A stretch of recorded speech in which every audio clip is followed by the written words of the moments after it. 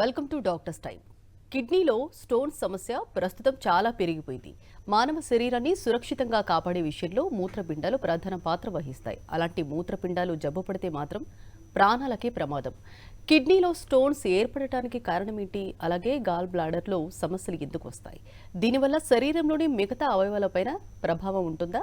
హోమియోపతిలో వీటికి ఎలాంటి చికిత్స ఉంది? ఇలాంటి మరిన్ని విషయాలు హోమియోకేర్ ఇంటర్నేషనల్ వైద్యులు డాక్టర్ కుముద్ గారిని అడిగి తెలుసుకుందాం. అలాగే మీరు కాల్ చేసిన నంబర్లు 0402331060 అండ్ 716. హలో డాక్టర్, ముందుగా చెప్పండి, అసలు కిడ్నీస్లో స్టోన్స్ ఎందుకు వస్తాయి, రీజన్స్ ఏంటి?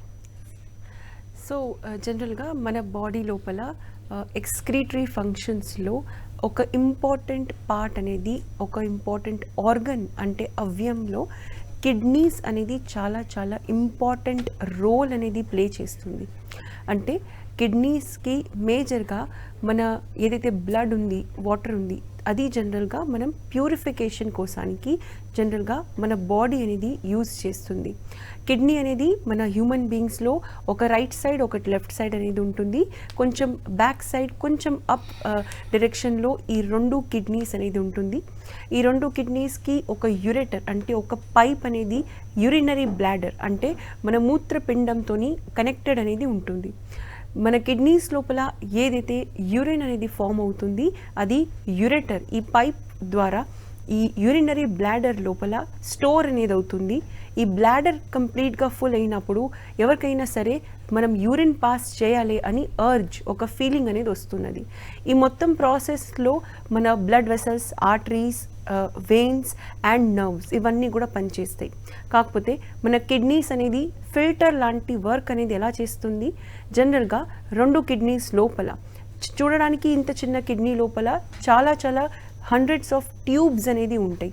ట్యూబ్స్ అంటే ఈ ట్యూబ్స్ జనరల్గా వాటర్ అండ్ బ్లడ్కి ప్యూరిఫై అనేది చేస్తున్నది. కాకపోతే ఎప్పుడైతే మన బాడీ లోపల కాల్షియం అనేది ఎక్కువగా ఉంటుంది అండ్ వాటర్ ఇంటేక్ ఎప్పుడైతే తక్కువగా అవుతుందో ఈ కాల్షియం అనేది క్రిస్టలైజ్ అనేది అవుతుంది.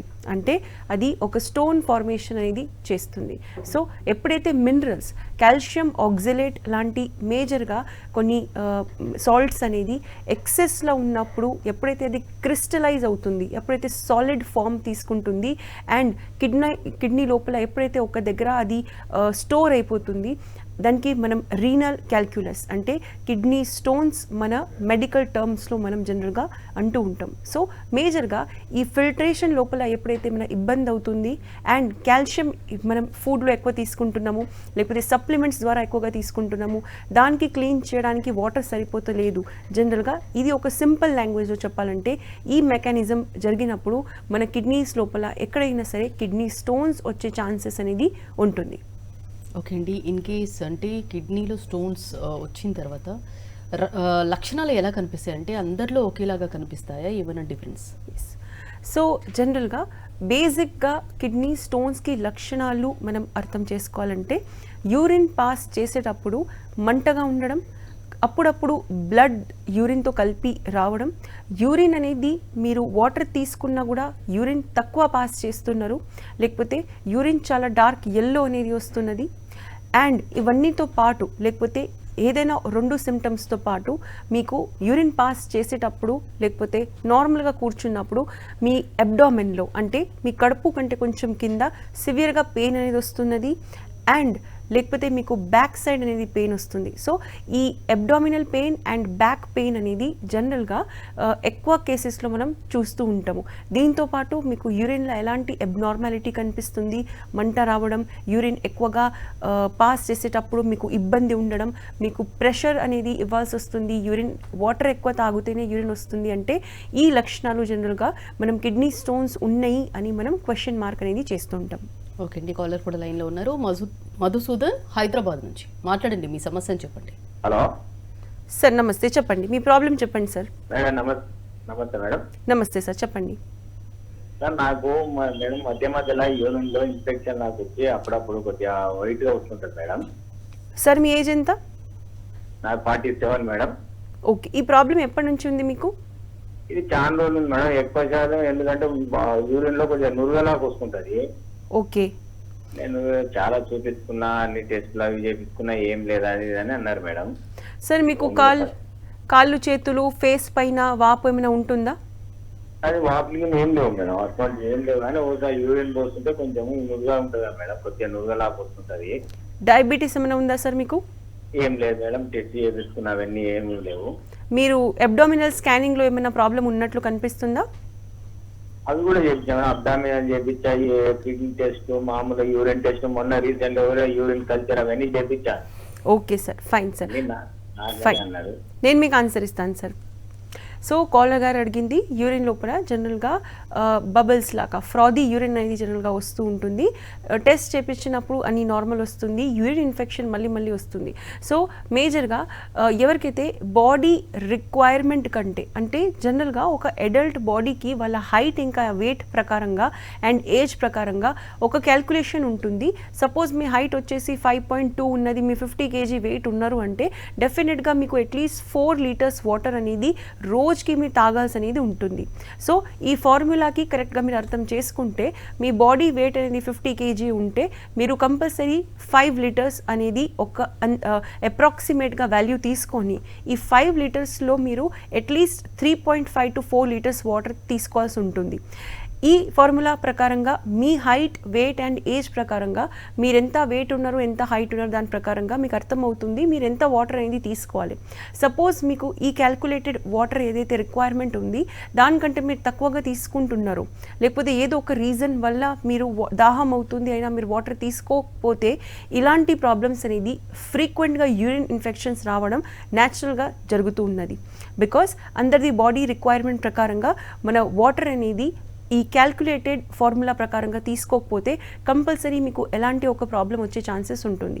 సెకండ్ అనేది ఏదైతే నాన్ మెడికల్ రీజన్ మనం చెప్పుకోవచ్చు, కొంతమంది బాడీ అనేది హీట్ బాడీ అనేది ఎక్కువగా ఉంటుంది.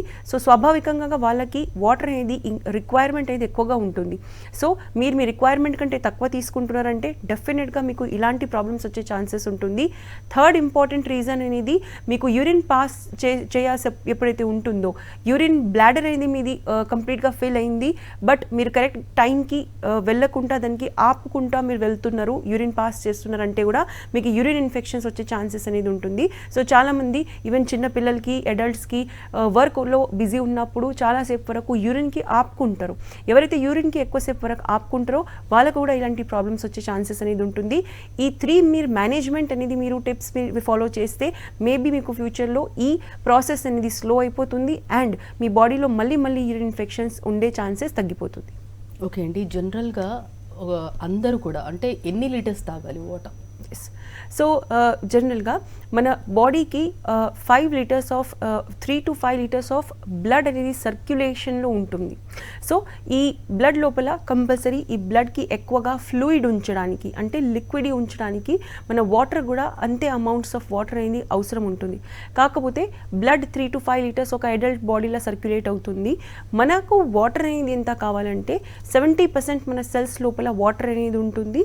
సో అన్ని సెల్స్కి అండ్ మన బ్లడ్కి కంప్లీట్గా వాటర్ అందియడానికి, ఈవెన్ మన స్కిన్కి వాటర్ కంపల్సరీ అవసరం అనేది ఉంటుంది. సో ఈ ప్రకారంగా మనం చూడాలంటే చిన్నపిల్లలు 18 years కంటే తక్కువగా, 14 years కంటే తక్కువగా ఉన్న వాళ్ళకి జనరల్గా 2 to 2.5 లీటర్స్ యావరేజ్ ఏజ్ ప్రకారంగా అవసరం వస్తుంది. అదే వాళ్ళ హైట్ అండ్ వెయిట్ ప్రకారంగా ±½ kg లేకపోతే 1 kg అనేది డిఫరెన్స్ అనేది ఉంటుంది. సో ఎప్పుడైతే ఎక్కువగా ఫాస్ట్గా చిన్నపిల్లలు హైట్ అనేది పెరుగుతూ ఉన్నారో వాళ్ళకు కూడా వాటర్ రిక్వైర్మెంట్ అనేది ఒక 250 ml to 500 ml నార్మల్గా వాళ్ళ ఏజ్ కంటే ఎక్కువగా అవసరమైంది వస్తుంది. కాకపోతే మనం ఒక జనరలైజ్డ్ ఫార్ములా గురించి చెప్పాలంటే నేను ఇప్పుడు చెప్పినట్లు ఒక 50 kg వెయిట్ పర్సన్ ఉన్న పర్సన్ డెఫినెట్గా డివైడెడ్ బై 10 చేస్తే 5 ఉంటుంది, -1 చేస్తే 4. సో 3 to 4 లీటర్స్ ఒక 50 kg వెయిట్ ఉన్న పర్సన్కి కంపల్సరీ అవసరం ఉంటుంది. ఈ ప్రకారంగా మీ బాడీ వెయిట్ ఎంత ఉంది ఆ ప్రకారంగా మీరు డెఫినెట్గా క్యాల్కులేట్ అనేది చేసుకోవచ్చు. ఓకే అండి, నెక్స్ట్ కాలర్ కూడా లైన్లో ఉన్నారు. ప్రసాద్ నెల్లూరు నుంచి మాట్లాడండి, మీ సమస్యను చెప్పండి. రైట్, కాల్ డ్రాప్ అయిందండి. మెయిన్గా స్టోన్స్ అనేవి ఎన్ని రకాలు ఉంటాయి? సో బేసికల్లీ అన్ని స్టోన్స్ అనేది మేజర్గా 90% కాల్షియం స్టోన్స్ ఉంటుంది. కాకపోతే దాంట్లో కాల్షియం ఆక్సిలేట్ స్టోన్స్ అనేది అంటే కాల్షియం అండ్ ఆక్సైడ్స్ అనేది ఎక్కువగా ఎప్పుడైతే కలుస్తుందో ఇది మ్యాక్సిమం మన బాడీలో ఈ type of calcium oxalate crystals అనేది ఎక్కువగా ఫామ్ అవుతుంది. దీని తర్వాత కాల్షియం సల్ఫేట్ అనేది కొన్ని చాలా చిన్న అమౌంట్స్లో ఉంటుంది. కాకపోతే కాల్షియం ఆక్సిలేట్ మ్యాక్సిమం ఉంటుంది. ఓకే అండి, నెక్స్ట్ కాలర్ కూడా లైన్లో ఉన్నారు. వసీ పులివెందుల నుంచి మాట్లాడండి, మీ సమస్యను చెప్పండి. మేడం సార్ నమస్తే, మీ ప్రాబ్లం చెప్పండి. మేడం నాకు మేడం ఎస్ సార్ చెప్పండి, మీ ప్రాబ్లం చెప్పండి. వచ్చేసి నేను వరవీలు ఆపరేషన్ చేయించుకున్నాను మేడం. ఆపరేషన్ చేయించుకు ఆపరేషన్ చేయించుకున్నా 1 year బ్యాక్ అయింది. ఓకే కాకపోతే నేను ఎక్కువ వాటర్ ఎక్కువ తాగుతాను. సార్ ఆపరేషన్ మీరు 1 year బ్యాక్ దేని గురించి చేయించుకున్నారు? వరవీలు సంబంధించి మేడం. ఓకే కాకపోతే ఈ మధ్య 2 months నుంచి బ్యాక్ నుంచి కొంచెం యూరిన్ పాస్ పోసుకున్నప్పుడు కొంచెం మంటగా వస్తాను మేడం. ఓకే దానికి ఏమైనా దానికి సహాయం చెప్తారు మేడం? ఓకే సార్, మీ ఏజ్ ఎంత? మీకు వేరే హెల్త్ ఇష్యూస్ ఏమైనా ఉన్నాయా? 43 years మేడం నా వయసు. థైరాయిడ్ కానీ కిడ్నీ ప్రాబ్లమ్స్ కానీ బీపీ కానీ అలాంటి ఏం లేదు మేడం, దొరికేం లేదు. Okay sir okay. కాళ్ళలో వాపు ఏమైనా ఉంటుందా? వాపు ఏం లేదు మేడం, బాగా నార్మల్గా ఉన్నాయి. ఓకే సార్, నేను మీకు ఆన్సర్ ఇస్తాను. సో కాలర్ గారు అడిగింది 1 year బ్యాక్ జనరల్గా ఆపరేషన్ అనేది అయింది. ఇప్పుడు 2 months నుంచి కొంచెం యూరిన్ అనేది బర్నింగ్ అనేది వస్తున్నది. దానికి జనరల్గా సమస్య ఏంటిది, ఎగ్జాక్ట్గా దానికి ఏం పరిష్కారం ఉంటుంది? సో బేసిక్గా నేను చెప్పినట్లు ఇప్పుడు ఎప్పుడైతే వెదర్ అనేది చేంజ్ అవుతుంది, ఇప్పుడు ఈ టైం లోపల మన బాడీ లోపల ఫ్లక్చుయేషన్స్ అనేది ఉంటుంది. నైట్ టైంలో మీకు చలిగా ఉంటుంది అండ్ డే టైంలో మీకు కొంచెం హాట్గా ఉంటుంది. ఆ ప్రకారంగా ఇప్పుడు ఈ ప్రజెంట్ సీజన్లో మీరు ఎంత వాటర్ తీసుకుంటారో దానికంటే అట్లీస్ట్ ఒక 1/2 liter వాటర్ అనేది ఇంక్రీజ్ చేయండి. అండ్ మీరు ఎక్కువ హీట్ అయ్యే ఫుడ్స్ అనేది తీసుకోకండి. ఇది జనరల్గా ఈ మేనేజ్మెంట్ చేస్తే ఒక 15 daysలో మీకు రిజల్ట్స్ అనేది ఉంటుంది. మీకు ఇది చేసినా కూడా రిజల్ట్స్ లేదు అంటే డెఫినెట్గా మీకు అన్ని బ్లడ్ టెస్ట్ అనేది అవసరం వస్తుంది. Serum creatinine, kidney function test, liver function test and complete urine examination test అనేది మీరు చేయించుకోండి. ఇది చేసిన తర్వాత మీకు ఎలాంటి రిజల్ట్స్ లేకపోతే డెఫినెట్గా ఇవి చేసి మీరు ఒక లోకల్ డాక్టర్ దగ్గర కన్సల్ట్ అవ్వండి. ఓకే అండి, నెక్స్ట్ కాలర్ కూడా లైన్లో ఉన్నారు. సతీష్ హైదరాబాద్ నుంచి మాట్లాడండి, మీ సమస్యను చెప్పండి. మేడం గారు నమస్తే. సార్ నమస్తే, చెప్పండి మీ ప్రాబ్లం చెప్పండి. 2017 నుంచి 16-17 నుంచి నాకు బ్యాక్ పెయిన్ అనేది వస్తుంది మేడం. ఓకే సార్ నేను టెస్ట్ కూడా చెప్పించాను, చిన్న చిన్న రాళ్ళు ఉన్నట్టుగా అన్నారు. మెడిసిన్ వాడాను, ఓ 6 months 8 months వరకు తగ్గిన పెయిన్ మళ్ళీ యాస్టీజ్ గా వచ్చేసింది మేడం. అంటే పెయిన్ అనేది వస్తుంది ఫివరల్ గా, అంటే బాగా సేపు నిలబడ్డప్పుడు బ్యాక్ పెయిన్ వస్తుంది, మళ్ళీ పడుకునేటప్పుడు వస్తుంది మేడం. సార్ మీరు వాటర్ ఎంత తాగుతారు? డైలీ బాగానే తాగుతాను మేడం. ఓకే, వేరే హెల్త్ ఇష్యూస్ ఏమైనా ఉన్నాయా మీకు?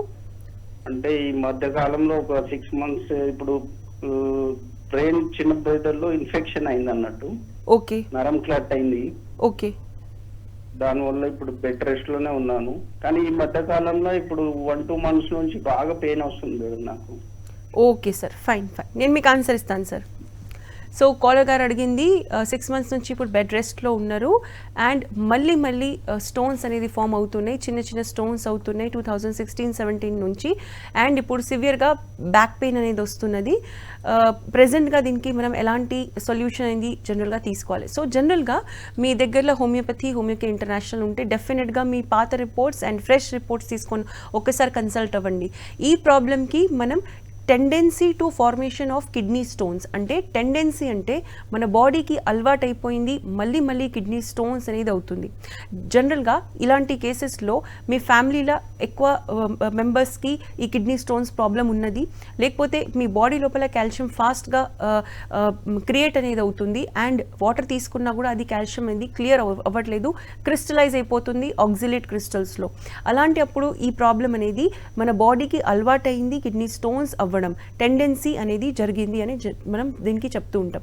ఈ టెండెన్సీకి బ్రేక్ చేయాలంటే మీకు కంటిన్యూస్ మెడికేషన్స్ అనేది వాడాల్సి ఉంటుంది. ఈ కంటిన్యూస్ మెడికేషన్లో మీకు కాన్స్టిట్యూషనల్ ట్రీట్మెంట్ అనేది చాలా బాగా పనిచేస్తుంది. దీని తర్వాత ఈ టెండెన్సీ అంటే మీ బాడీకి అలవాట్ అనేది స్టాప్ అయిపోయిన తర్వాత మీకు ఇది మళ్ళీ స్టోన్స్ రావడం అనేది స్టాప్ అయిపోతుంది. ప్రెజెంట్గా ఈ కండిషన్లో డెఫినెట్గా మీరు హోమియోపతి అనేది యూస్ చేసుకోవచ్చు. దీంతో పాటు మీరు నాన్ వెజ్ ఏమైనా తీసుకుంటున్నారంటే ఇప్పుడు తగ్గించేసేయండి అండ్ ఎక్కువగా కాల్షియం రిచ్ ఫుడ్స్ అనేది మీరు తగ్గించేసేయండి. పాలు, పెరుగు ఇలాంటి ఐటమ్స్ అనేది బంద్ చేస్తే ఇది ఫాస్ట్గా మీకు రిజల్ట్స్ అనేది ఇస్తుంది. సో మెయిన్గా గౌటీ ఆర్థరైటిస్ వల్ల కూడా స్టోన్స్ వస్తాయి. సో నార్మల్గా స్టోన్స్ ఉంటాయి. సో ఈ రెండిటికి డిఫరెన్స్ ఏంటి? ఎస్, జనరల్గా గౌటీ ఆర్థరైటిస్ ఉన్న వాళ్ళకి కూడా కొంతమందికి కిడ్నీ స్టోన్స్ వచ్చే ఛాన్సెస్ అనేది ఉంటుంది. దీనికి రీజన్ ఏంటంటే గౌటీ ఆర్థరైటిస్ గురించి మనం కొంచెం అర్థం చేసుకుందాం.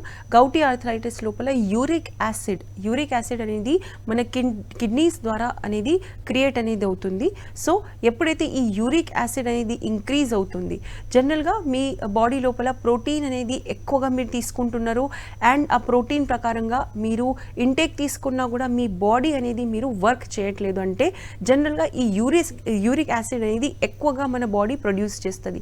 ఈరోజు మనం చూస్తూ ఉంటాము చాలామంది ప్రోటీన్ షేక్స్ రెగ్యులర్గా తీసుకుంటారు, కాకపోతే వాళ్ళు ఎక్సర్సైజ్ అనేది తక్కువగా చేస్తారు. అలాంటి కండిషన్స్లో ఎక్కువ కాలం వరకు మీరు హై ప్రోటీన్ తీసుకుంటున్నారు అండ్ ఫిజికల్ వర్క్ అనేది తక్కువగా చేస్తున్నారంటే ఈ ప్రోటీన్స్ అనేది బ్రేక్ డౌన్ అయిన తర్వాత ఒక యాసిడ్ మన యూరిక్ యాసిడ్కి ఇంక్రీజ్ అనేది చేస్తుంది. బికాస్ మన బ్లడ్ లోపల ప్యూరిన్స్ అంటే ప్రోటీన్స్ లోపల కొన్ని భాగాలు ఉంటాయి, మనం దానికి ప్యూరిన్స్ అంటాము, అది ఇంక్రీజ్ అవుతుంది. సో అది హెవీ ప్రోటీన్స్ అనేది ఉంటుంది. మన కిడ్నీ అనేది దానికి డైజెస్ట్ చేయడానికి, ఫిల్టర్ చేయడానికి చాలా టైం తీసుకుంటుంది. సో ఎప్పుడైతే యూరిక్ యాసిడ్ ఇంక్రీజ్ అవుతుందో డెఫినెట్గా గౌటీ ఆర్థరైటిస్ అంటే మన చిన్న చిన్న జాయింట్స్ లోపల పెయిన్ అనేది జనరల్గా వస్తున్నది. దీనికి మనం గౌటీ ఆర్థరైటిస్ అంటాం. సో గౌటీ ఆర్థరైటిస్ లోపల యూరిక్ యాసిడ్ ఎక్కువగా అవుతుంది. యూరిక్ యాసిడ్ జనరల్గా మన కిడ్నీస్ మాత్రమే రిలీజ్ చేస్తుంది. కాబట్టి ఎప్పుడైతే యూరిక్ యాసిడ్ ఇంక్రీజ్ అవుతుంది, కిడ్నీ అనేది డెఫినెట్గా అబ్నార్మల్గా ఫంక్షన్ చేస్తుంది. ఒక్క పదార్థం అనేది ఎక్కువగా ఉన్నది కాబట్టి దానికి ఒక సైడ్ ఎఫెక్ట్ ఉంటుంది. మన వేరే ఏదైతే కిడ్నీ ఫంక్షన్స్ ఉన్నాయో అవి కూడా అఫెక్ట్ అవుతుంది. దానివల్ల కాల్షియం అనేది ఎక్కువగా స్టోర్ చేసే ఒక హ్యాబిట్ మన కిడ్నీస్కి అయిపోతుంది ఎప్పుడైతే యూరిక్ యాసిడ్ ఇంక్రీజ్ అవుతుంది. దీనివల్ల కొంతమంది ఎవరికైతే గౌటీ ఆర్థరైటిస్ ఉంది వాళ్ళకి ఈ కాల్షియం అనేది ఫాస్ట్గా స్టోర్ అవుతుంది అండ్ కిడ్నీ స్టోన్స్ అనేది ఫామ్ చేస్తుంది. ఓకే అండి, మెయిన్గా కిడ్నీస్లో స్టోన్స్ వస్తే కనుక చాలామంది అంటే పెయిన్ భరించలేక సర్జరీకి వెళ్తూ ఉంటారు. అంటే ఈ సర్జరీ అనేది ఎంతవరకు కరెక్ట్? సో జనరల్గా కొంతమందికి సర్జరీ అనేది ఇలాంటి కిడ్నీ స్టోన్స్లో అవసరం అనేది వస్తున్నది. బికాస్ వాళ్ళకి స్టోన్ సైజ్ అనేది చాలా పెద్దగా ఉంటుంది. జనరల్గా చిన్న సైజెస్ ఏదైతే ఉంటుందో అంటే 4 mm, 5 mm, 10 mm కంటే ఎక్కువగా ఎవరికైతే ఎక్కువగా ఉంటుంది, పెద్ద పెద్ద సెంటీమీటర్స్లో వస్తుంది అండ్ దట్ టు అది ఒకటే ప్లేస్లో ఉన్నది. సపోజ్ మీ యూరెటర్ ఏదైతే ట్యూబ్స్ ఉంటుందో కిడ్నీస్ నుంచి మన మూత్రపిండం యూరినరీ బ్లాడర్కి ఏదైతే యూరిన్ అనేది ఫ్లో చేయడానికి ఏదైతే యూరెటర్స్ ఉంటుంది, సపోజ్ దాంట్లోపల ఒక పెద్ద స్టోన్ అనేది ఉన్నది, అది స్టక్ అయిపోయింది, అది మెడిసిన్స్ ఇచ్చినా కూడా బ్రేక్ డౌన్ అవ్వట్లేదు అంటే కొంతమంది కేసెస్లో దీనికి సర్జరీ అనేది అవసరం వస్తుంది. సర్జరీలో వాళ్ళు ఈ స్టోన్స్కి జనరల్గా క్రష్ చేసి దానికి రిమూవ్ అనేది చేసేస్తారు. స్టోన్లో ఎప్పుడు మీకు సర్జరీ అవసరం వస్తుంది అది మీరు అర్థం చేసుకోవాలి. ఎప్పుడైతే స్టోన్ అనేది సడన్గా చాలా పెద్దగా సైజులో ఉన్నది అండ్ సడన్గా మీకు తెలిసింది అంటే కొంతమందికి చాలా సివియర్గా పెయిన్ వస్తుంటుంది, భరించలేని పెయిన్ ఉంటుంది. సో వాళ్ళు వెంటనే దీనికి సర్జరీ అనేది చేయించుకుంటూ ఉంటారు. ప్లస్ ఎవరికైతే మళ్ళీ సర్జరీ అయిన తర్వాత కూడా స్టోన్స్ అనేది వస్తుందో వాళ్ళకి జనరల్గా మనం ఒక టెండెన్సీ బ్రేక్ చేయడానికి మెడిసిన్స్ కూడా సర్జరీ తర్వాత యూస్ చేయమని చెప్తారు.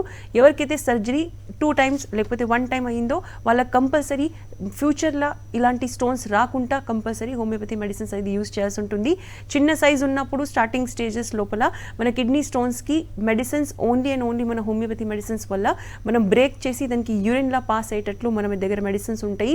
సో సర్జరీ ఎప్పుడు అవసరం వస్తుంది, మీకు సివియర్గా పెయిన్ ఉంది అండ్ సైజ్ స్టోన్ది చాలా పెద్దగా ఉన్నప్పుడు మాత్రమే అవసరం వస్తుంది. మీకు ఆల్రెడీ తెలుసు స్టోన్ ఉన్నది అంటే డెఫినెట్గా మీరు ఒక 6 months to 8 months వెయిట్ చేసి దీనికి మెడిసిన్స్ హోమియోపతి యూస్ చేస్తే డెఫినెట్గా అది సర్జరీ లేకుండా కూడా పోయే ఛాన్సెస్ జనరల్గా చాలా ఎక్కువగా ఉంటుంది. ఓకే అండి, మెయిన్గా కిడ్నీలో స్టోన్స్ ఉన్న వాళ్ళు అంటే ఎలాంటివి తినకూడదు?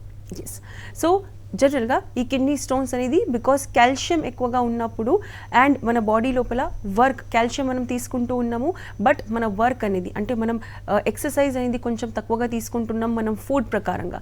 సో మనం ప్రోటీన్ తీసుకున్నా కాల్షియం తీసుకున్నా చాలామంది ఈరోజు కాల్షియం ఫుడ్స్ కూడా తీసుకుంటున్నారు అండ్ కాల్షియం సప్లిమెంట్స్ అంటే కాల్షియం టాబ్లెట్స్ కూడా యూస్ చేస్తూ ఉంటారు. స్పెషల్గా ఆర్థరైటిస్ కేసెస్లో కాల్షియం టాబ్లెట్స్ అనేది జనరల్గా డాక్టర్స్ కూడా ఇస్తూ ఉంటారు. కాకపోతే ఆ టాబ్లెట్కి డైజెస్ట్ చేయడానికి మనం ఆ వర్క్ అనేది చేయట్లేము, దానివల్ల వాళ్ళకి ఫాస్ట్గా కాల్షియం ఇది క్రిస్టల్స్ అవుతుంది అండ్ కిడ్నీ స్టోన్స్లో ఫామ్ అవుతుంది. సో మీకు కిడ్నీ స్టోన్స్ కాకుండా కాల్షియం హెవీగా తీసుకోవద్దు, కాల్షియం సప్లిమెంట్స్ అనేది తక్కువగా తీసుకోవాలి. ఓకే అండి, నెక్స్ట్ కాలర్ కూడా లైన్లో ఉన్నారు. కుమార్ విశాఖపట్నం నుంచి మాట్లాడండి, మీ సమస్యను చెప్పండి. హలో కుమార్ గారు మాట్లాడండి.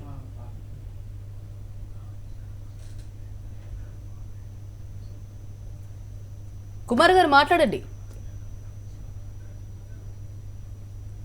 రైట్, ఓకే అండి. మెయిన్గా అంటే ఎలాంటివి తినకూడదు, ప్రోటీన్ కూడా ఎక్కువ తీసుకోకూడదు అనుకుంటా కదా స్టోన్స్ ఉన్న వాళ్ళకి.